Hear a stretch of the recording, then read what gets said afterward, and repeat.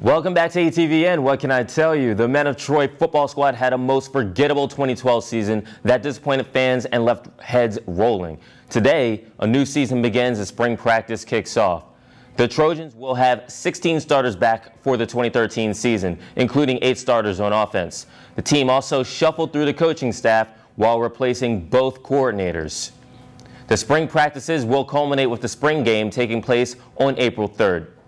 The second season of women's sand volleyball is set to begin on Thursday with a special night of activities at Merle Norman Stadium.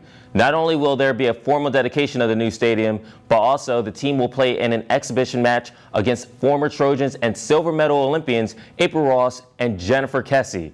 Head coach Anna Collier is hoping that this alumni game will get fans excited for this season. Yeah, sand volleyball following. I want the fraternities, sororities, the students, the faculty, staff, everyone, I want them to get very excited about this program.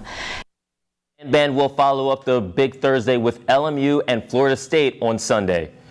The women's lacrosse team is in the midst of a 4-game road trip during their inaugural season. The women of Troy beat Long Island University Brooklyn, but lost to Princeton over the weekend. The team hopes they can bounce off their most recent loss when they face conference opponents UC Davis and Stanford. Excited to go back. We just came off a loss against Princeton in a close game, so we all just want to go back and win the next game, which is our conference game too. So we want to keep the winning conference streak going as well. I mean, everyone's really excited, especially with these 2 big conference games coming up, and we're ready to win these 2 and move on and just keep thinking ahead and just getting better and better every day. Yeah. Currently, the women of Troy are tied for first place in the MPSF with San Diego State.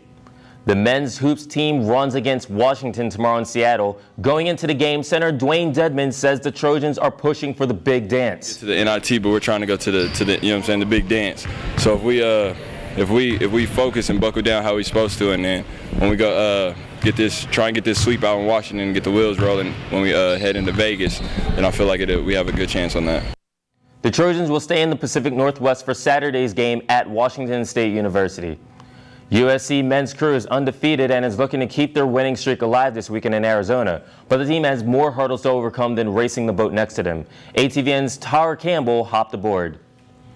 The USC men's crew team is fresh off a win and on their way to having their best season yet.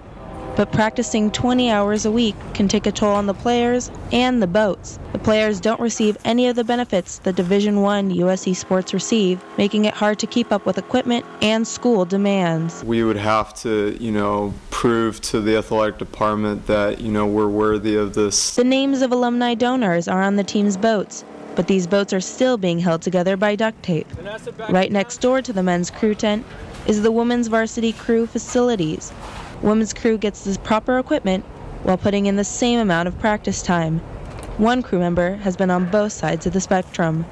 Monica Darwish is now a coxsman for the USC men's crew after she left the women's team last spring for weight issues. There's no scholarships, there's no recruiting, there's nothing like that. Monica lost 25 pounds to get back into the coxsman shape.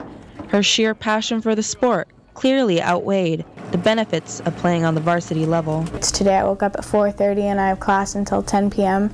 So that's a bummer. Priority registration would have helped, but it's a sacrifice that I'm willing to make, and I think a lot of the guys are. Monica, along with the rest of her team, wake up to darkness 6 days a week to drive 30 minutes to the Port of LA.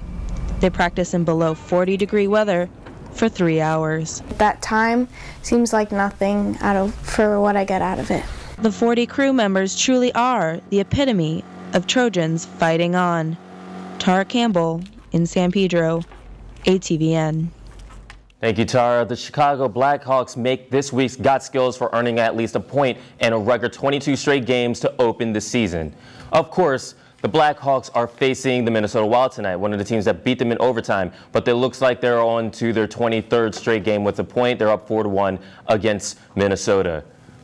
Also, if the Lakers win tonight in Oklahoma City, it'll be the first time they're over 500 in 4 months. Go Lakers. I don't know what's going to happen in OKC. I don't know. We'll see, man. Yeah, we'll see. Like you said, it will be beginning tonight.